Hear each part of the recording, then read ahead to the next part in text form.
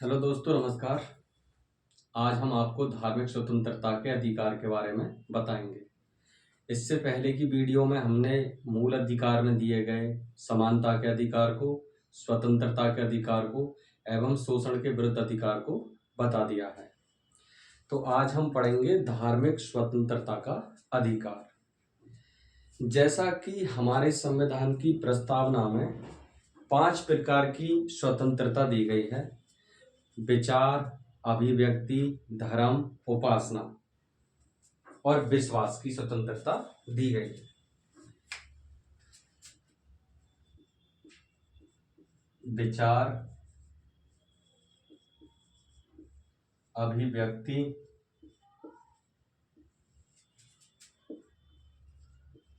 धर्म,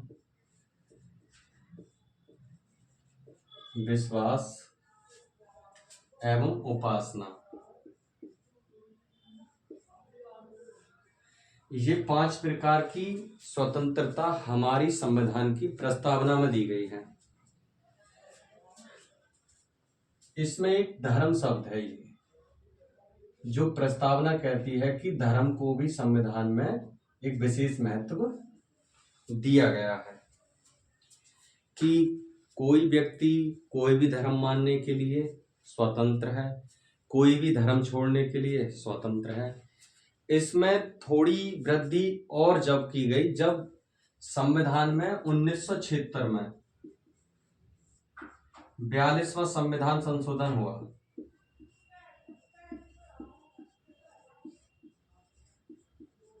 संविधान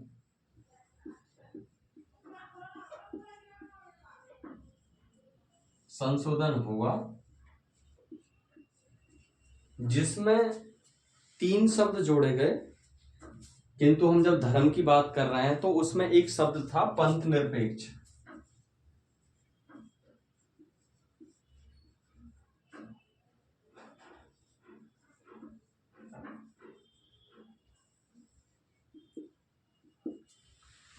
पंथ निरपेक्ष शब्द जोड़ के इस संशोधन में धर्म को काफी विस्तृत रूप से समझाने का प्रयास किया गया। पंथ निरपेक्ष शब्द का तात्पर्य क्या है? पंथ निरपेक्ष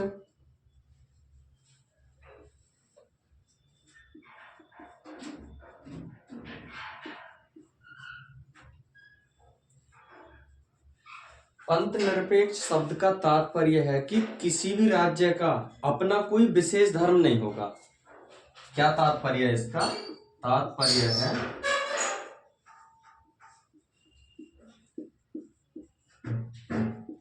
किसी भी राज्य का अपना कोई विशेष धर्म नहीं होगा।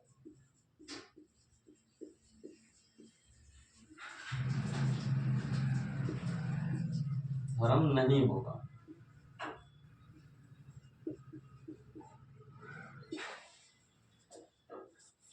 और राज्य के अंतर्गत जितने भी धर्म हैं, राज्य उनके साथ निष्पक्षता, समानता का व्यवहार करेगा। किस चीज का? निष्पक्षता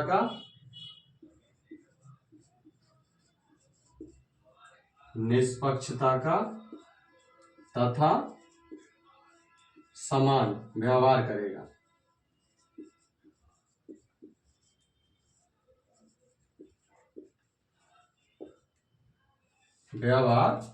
करेगा।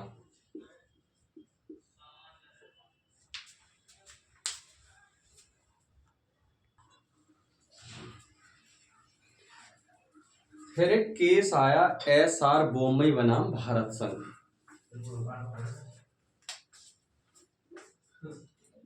SR बोम्मई बनाम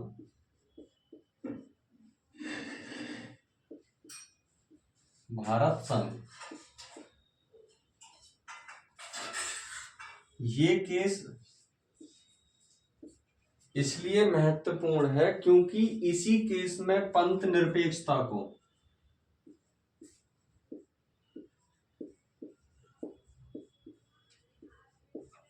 पंथ निरपेक्षता को संविधान का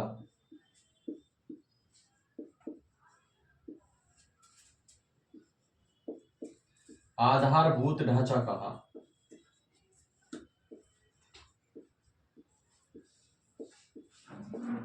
ढांचा कहा गया।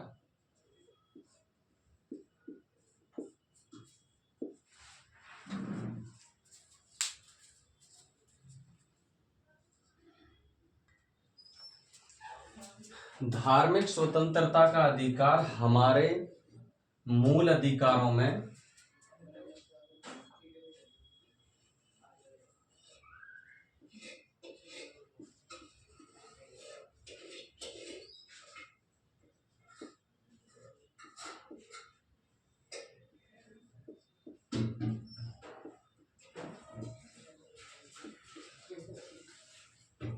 मूल अधिकारों में अनुच्छेद 25 से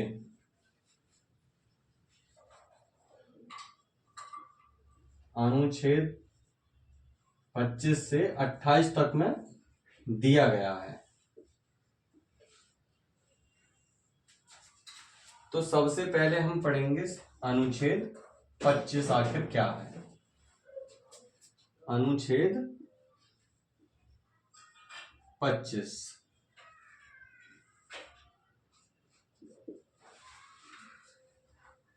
अनुच्छेद 25 कहता है कि किसी भी व्यक्ति को अंतकरण की, धर्म को अबाध रूप से मानने की, आचरण की एवं प्रचार करने की स्वतंत्रता होगी। क्या कहता है अनुच्छेद 25? किसी भी व्यक्ति को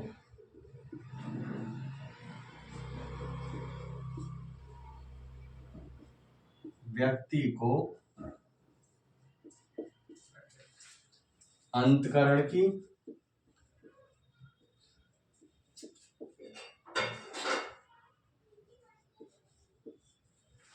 धर्म को अबाध रूप से मानने की,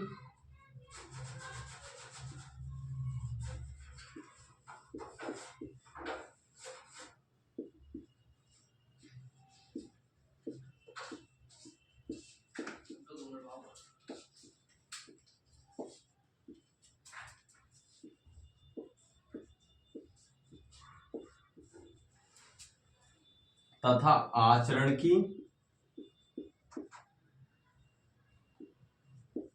एवं प्रचार करने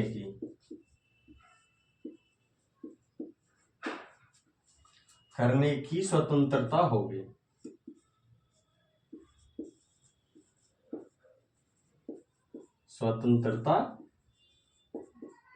होगी। अर्थात अनुच्छेद 25 में कहा गया है कि कोई भी व्यक्ति किसी भी धर्म को त्याग सकता है, उसे मान सकता है, उसके साथ किसी भी प्रकार का आचरण कर सकता है और उसका प्रचार कर सकता है। अब इसमें 3 शब्द आए। एक तो आ गया अंतकरण, एक आ गया धर्म को अबाध रूप से मानना, एक आ गया आचरण और एक आ गया प्रचार, यानी कि 4 शब्द आए। अगर हम अंतकरण की ओर चलें कि अंतकरण क्या है आखिर को, अंतकरण का मतलब है किसी भी धर्म को स्वेच्छा से त्याग देना। अब धर्म को अबाध रूप से मानना कि कोई व्यक्ति किसी भी धर्म को मानने के लिए बाध्य नहीं है, किंतु स्वेच्छा से वो किसी भी धर्म को मान सकता है। आचरण से तात्पर्य है कि कोई भी व्यक्ति अपने धर्म से संबंधित जितने भी कर्मकांड होते हैं, पूजा पाठ, नृत्य, जो भी चीज कलाकृतियां होती हैं उन्हें कर सकता है, अपने कर्तव्यों को निभा सकता है। और फिर एक आता है प्रचार से तात्पर्य यह है कि वो अपने धर्म के बारे में किसी अन्य लोगों के समक्ष उन्हें समझाने बुझाने का कार्य कर सकता है, ताकि वो समझाने वाले व्यक्ति के धर्म को अपना सकें। किंतु इसके अंतर्गत एक चीज और है कि अगर किसी व्यक्ति को लोभ या लालच दिया जाता है, किसी व्यक्ति को लोभ या लालच दिया जाता है।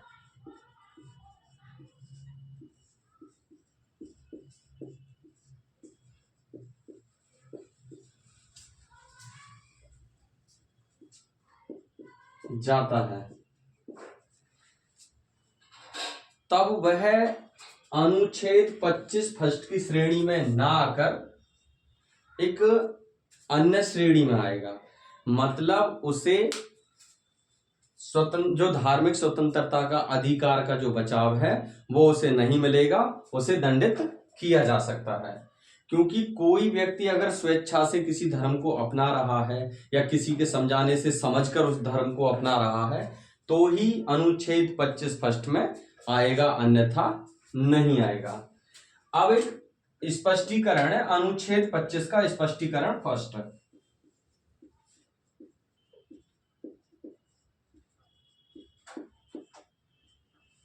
स्पष्टीकरण फर्स्ट, स्पष्टीकरण फर्स्ट कहता है कि किरपाण धारण करना और उसे साथ लेकर चलना सिख धर्म का एक अंग माना जाएगा। इसमें क्या कहा गया है?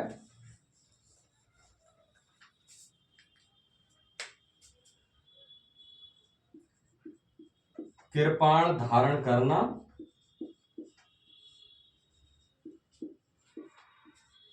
तथा इसे साथ लेकर चलना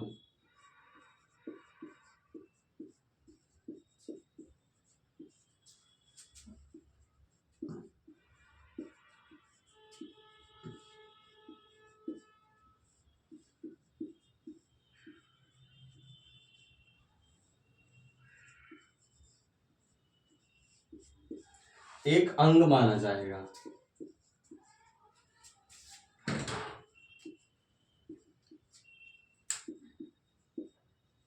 माना जाएगा,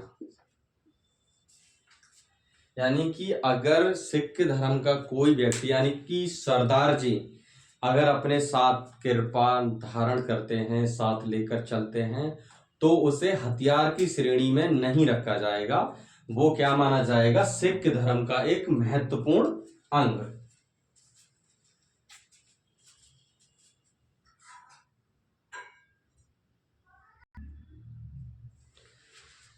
अब बात आती है कि क्या राज्य अंतकरण धर्म के अवाध मानने पर, आचरण पर या फिर प्रचार करने पर कोई निर्बंधन लगा सकती है? बिल्कुल लगा सकती है। अनुच्छेद 25 में ही यह प्रावधान किया गया है कि राज्य सरकार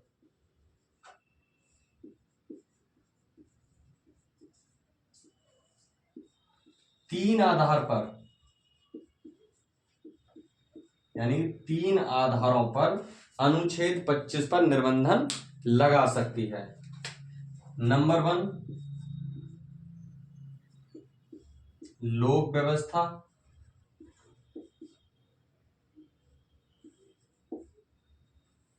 लोक व्यवस्था के आधार पर।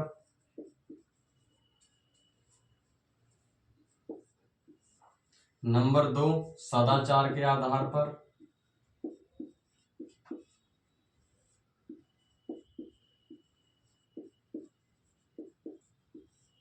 नंबर 3, स्वास्थ्य के आधार पर। के आधार पर।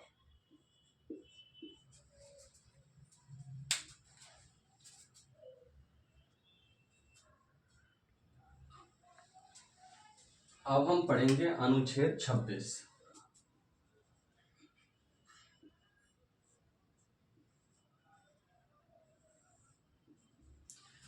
अनुच्छेद 26 में जो प्रावधान है वो यह है कि धार्मिक कार्यों के लिए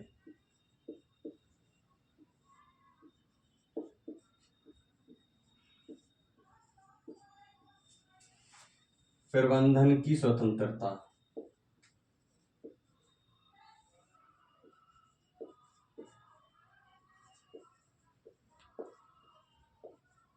स्वतंत्रता, धार्मिक कार्यों के लिए प्रबंधन की स्वतंत्रता।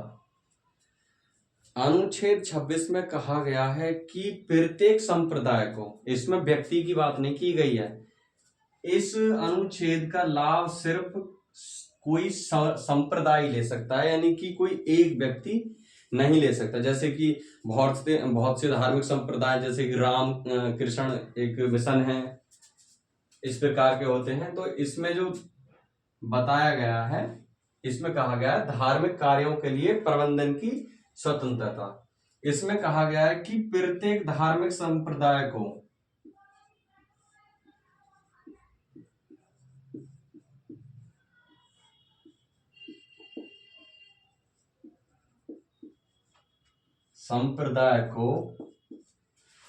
धर्म के कार्यों के लिए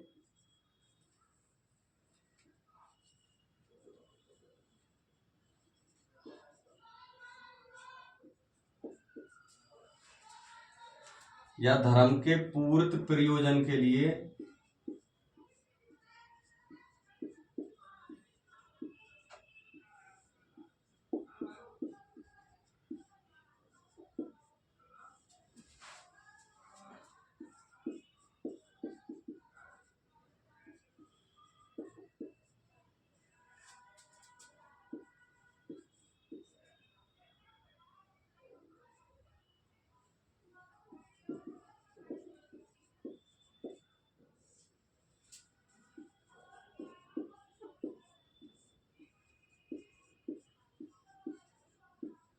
स्वतंत्रता होगी। अर्थात इसमें कहा गया है कि प्रत्येक संप्रदाय को धर्म के पूर्ण प्रयोजन के लिए संस्थाओं को स्थापन करने की, मतलब संस्थाओं की स्थापना करने की स्वतंत्रता होगी। फिर इसमें आगे कहा गया है कि संस्थाओं के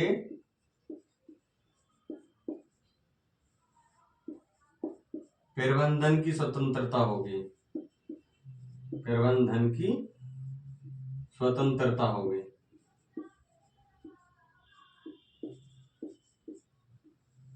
स्वतंत्रता होगी। प्रबंधन किसके? पहला कहता है कि प्रत्येक धर्म संप्रदाय को धर्म के पूर्ण प्रयोजनों के लिए संस्थाओं की स्थापना करने की स्वतंत्रता होगी। अब दूसरा कहता है कि इन संस्थाओं में जो प्रबंधन, जो प्रशासन होगा, उसकी भी स्वतंत्रता होगी।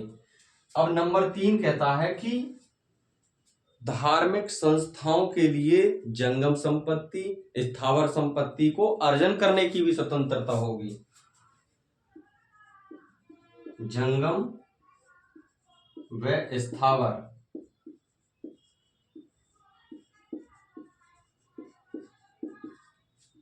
संपत्ति को अर्जन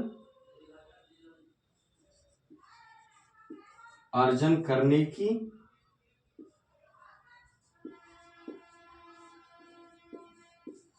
तथा उसके स्वामित्व की स्वतंत्रता होगी। फिर इसका लास्ट जो प्रावधान है वो यह कहता है कि ये सब जो किया जाएगा,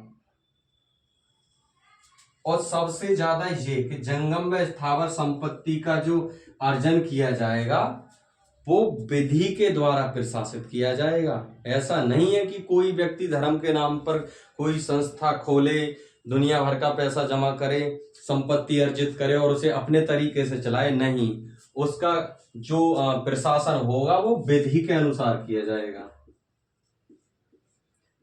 विधि के अनुसार।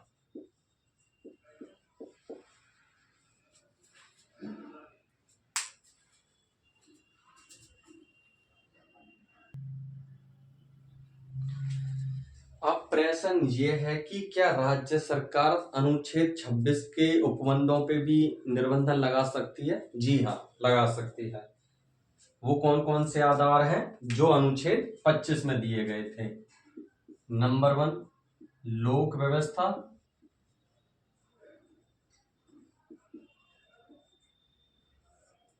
नंबर 2 सदाचार,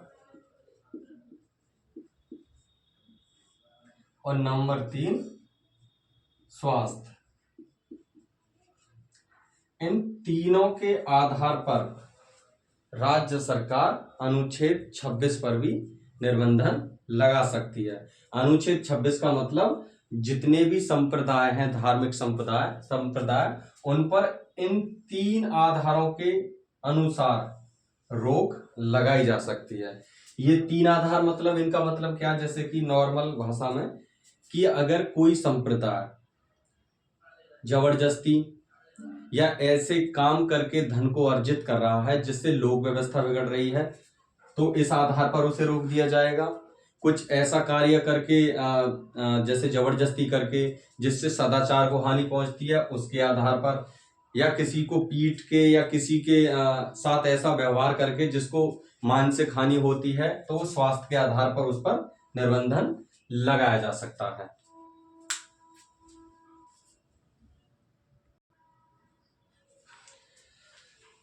अब हम पढ़ेंगे अनुच्छेद 27। अनुच्छेद 27। अनुच्छेद 27 में कहा गया है कि किसी विशेष धर्म की उन्नति के लिए कर न देने की स्वतंत्रता। किसी विशेष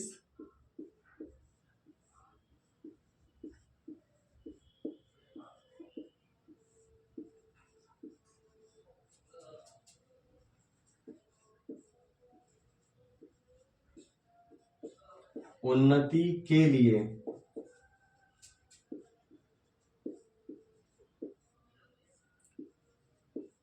कर ना देने की स्वतंत्रता,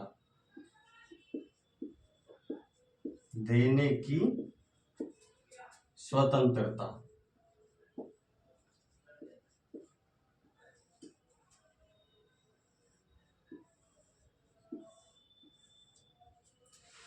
अनुच्छेद 27 कहता है कि किसी भी व्यक्ति को ऐसा कर देने के लिए विवश नहीं किया जा सकता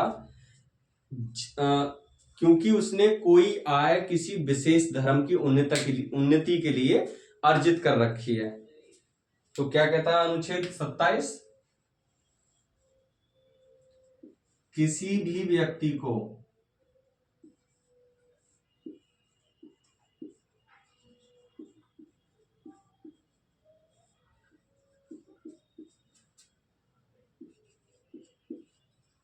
कोई ऐसा कर देने के लिए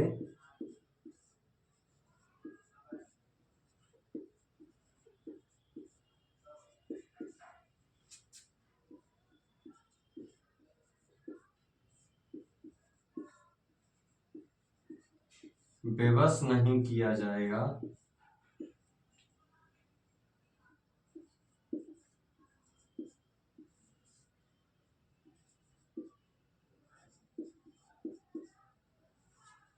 जिसका खर्च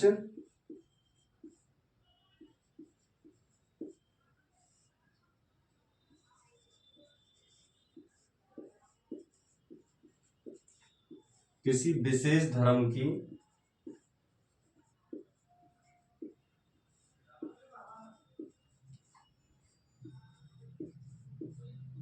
उन्नति के लिए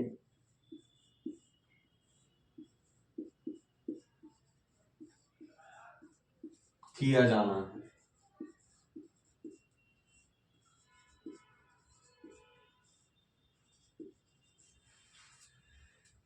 अर्थात अनुच्छेद 27 ऐसे व्यक्ति को प्रोटेक्ट करता है कि उसे कोई मंदिर बनाना है या किसी विशेष धर्म की स्थापना करनी है और वो उसके लिए कोई संपत्ति अर्जित कर रहा है या फिर कोई धन अर्जित कर रहा है, तो उस संपत्ति से राज्य सरकार को कर नहीं दिया जाएगा और ना ही उस व्यक्ति को कर देने के लिए विवश किया जाएगा। और ये कब किया जाएगा? जब किसी विशेष धर्म की उन्नति की बात आती है, उस समय ही इसे प्रोटेक्ट किया जाएगा।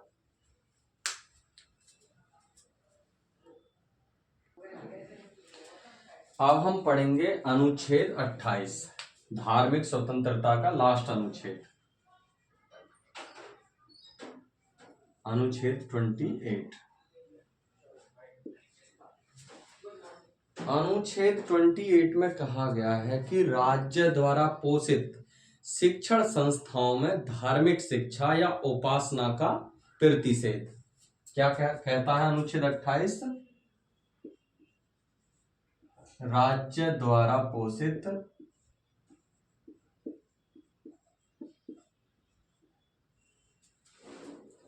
शिक्षण संस्थाओं में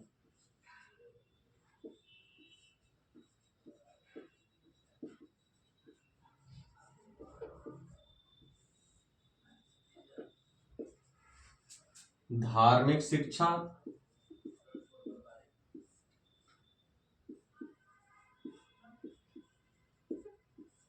या उपासना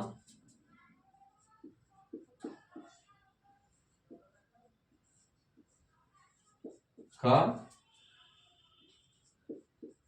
प्रतिषेध।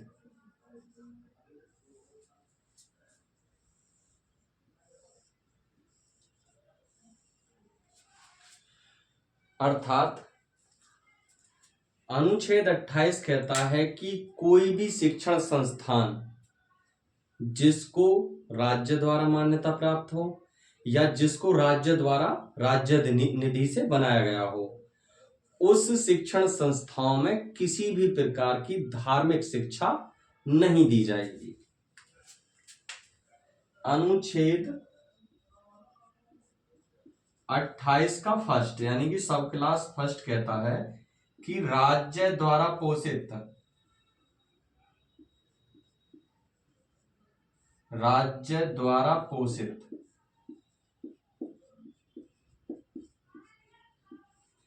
इस पोषित शब्द का अर्थ है कि राज्य द्वारा चलाए जाने वाले, राज्य के रुपये से बनाए जाने वाले या राज्य द्वारा मान्यता प्राप्त किसी शिक्षण संस्थाओं में। पोषित का मतलब ये होता है राज्य द्वारा पोषित शिक्षण संस्थाओं में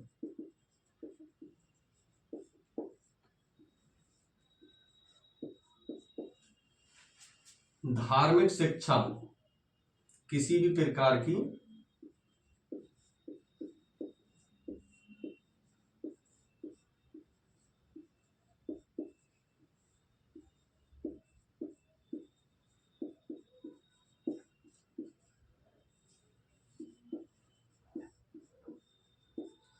शिक्षा नहीं दी जाएगी।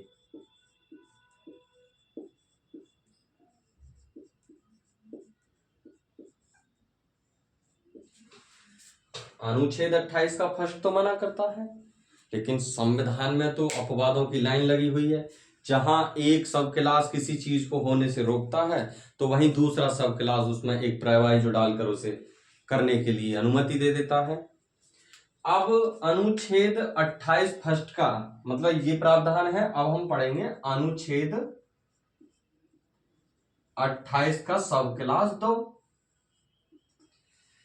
अनुच्छेद 28 का सब क्लास 2 कहता है कि राज्य द्वारा मान्यता प्राप्त या राज्य निधि से बनाए गए किसी भी शिक्षण संस्थाओं में अगर वो किसी धर्मस्व या ट्रस्ट यानी कि न्यास के अधीन है और उसमें धार्मिक शिक्षा का दिया जाना आवश्यक है तो उस शिक्षण संस्थाओं में धार्मिक शिक्षा दी जा सकती है। अनुच्छेद 28(2) क्या कहता है कि राज्य द्वारा मान्यता प्राप्त, बेशक राज्य द्वारा मान्यता प्राप्त है, राज्य द्वारा मान्यता प्राप्त अथवा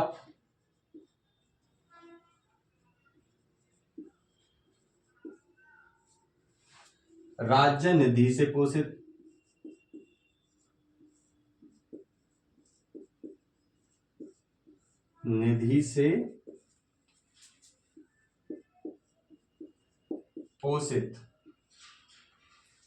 शिक्षण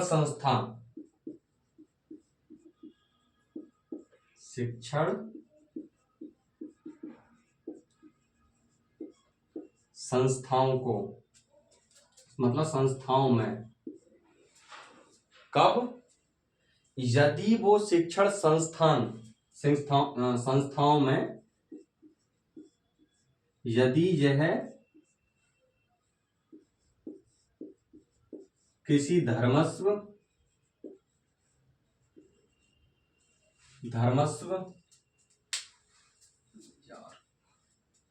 अच्छा इसे मिटा दो।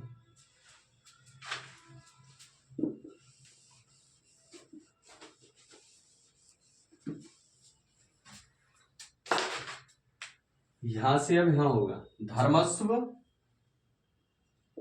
या न्यास के अधीन है। न्यास मतलब जैसे कि ट्रस्ट, उसका ट्रस्टी बनाए गए हैं जिन्होंने उस शिक्षण संस्थाओं में इसलिए ही उसकी स्थापना की गई है कि उसमें कोई विशेष धर्म पढ़ाया जाए। न्यास के अधीन है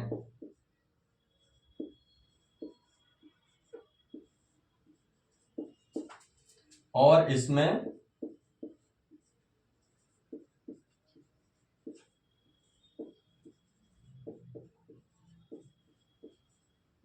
धार्मिक शिक्षा का दिया जाना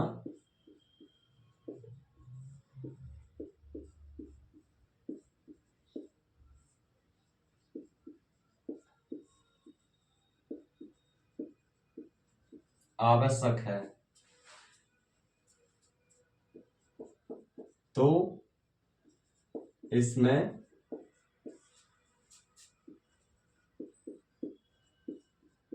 धार्मिक शिक्षा दी जा सकेगी, शिक्षा दी जा सकेगी। कहने का तात्पर्य यह है कि फिर अनुच्छेद 28 का फर्स्ट उसे किसी बात के लिए नहीं रोकेगा।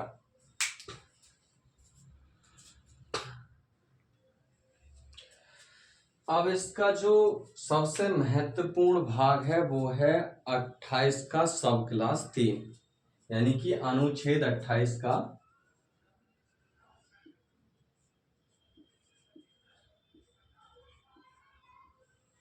तीन।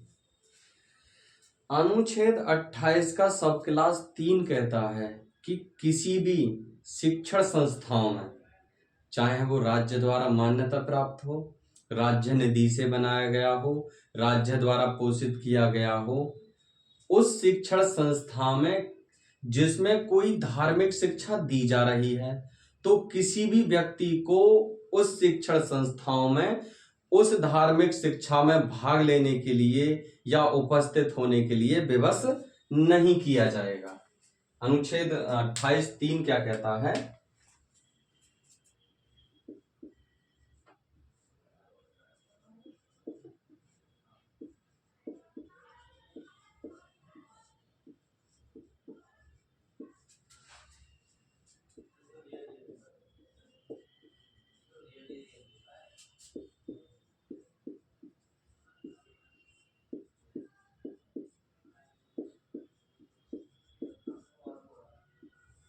किसी शिक्षण संस्थान में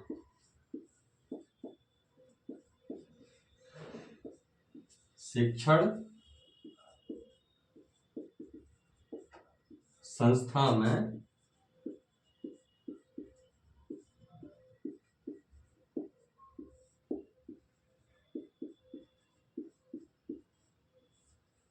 जिसमें धार्मिक शिक्षा दी जा रही है,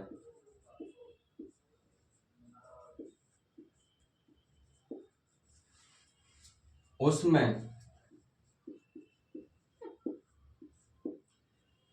किसी व्यक्ति को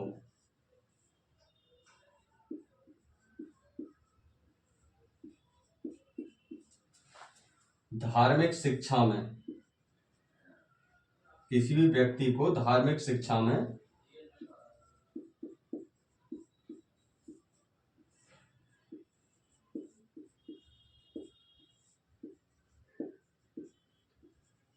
भाग लेने के लिए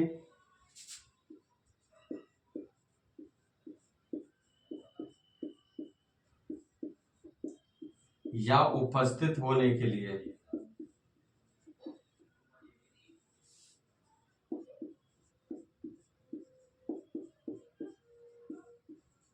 बेबस नहीं किया जाएगा।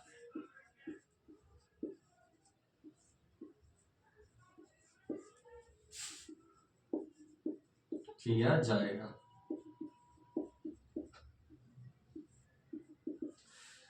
एक बात और, मान लो कोई अवयस्क है यानी कि 18 साल से आयु का बालक है और उसका संरक्षक, पिता माता न्यायालय द्वारा कोई बनाया गया संरक्षक सहमति दे देता है कि मेरा बेटा या बेटी इस धार्मिक शिक्षा में उपस्थित होगा, उसकी सहमति के बाद उस बच्चे को विवश किया जा सकता है कि आइए आप हमारी धार्मिक शिक्षा में भाग लीजिए या उपस्थित होइए। तो ये हो गया धार्मिक स्वतंत्रता का अधिकार। आज के लिए बस इतना ही, धन्यवाद। हाँ, एक केस है कि एक मोहम्मद कुरैशी का केस था जिसमें कहा गया था कि बकरी ईद पर गाय काटना धर्म का कोई महत्वपूर्ण अंग नहीं है। तो ये भी धार्मिक स्वतंत्रता पर एक महत्वपूर्ण केस है, इसे भी याद रखना।